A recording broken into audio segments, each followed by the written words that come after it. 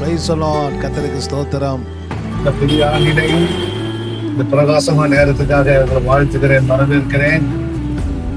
கர்த்தர் கடந்த ஆண்டு முழுவதும் உங்களை நடத்தி வந்து இந்த புதிய ஆண்டிலே பிரவேசிக்க செய்த தேவனை நன்றியோடு ஸ்தோத்தரிக்கிறேன்.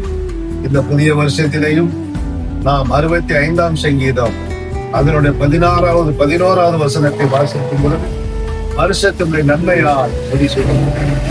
இந்த புதிய ஆண்டிலே கர்த்தர் உங்களுக்கும் உங்கள் குடும்பத்துக்கும் உங்க பிள்ளைகளுக்கும் உங்க வேலை ஸ்தலத்துக்கும் நீங்கள் கையிட்டு செய்கிற எல்லா வேலைகளுக்கும் உங்கள் பூமிக்குரிய எல்லா ஆசீர்வாதங்களுக்கும் தேவ நன்மையால் முடிசூட்டி உங்களை ஆசீர்வதித்து உங்களை உயர்த்த, உங்களை வாழ வைக்க, உங்களை கனப்படுத்த தேவன் இந்த புதிய ஆண்டை உங்களுக்கு இந்த வாக்குத்தத்தத்தின்படியே உங்களை ஆசீர்வதித்து உங்களை கனப்படுத்துவாராக.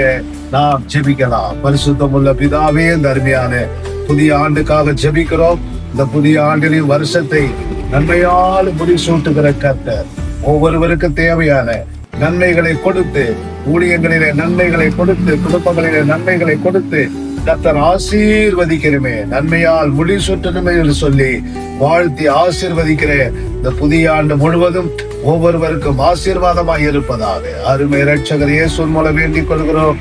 நல்ல பிதாவே. ஆமென், ஆமென், ஆமென்.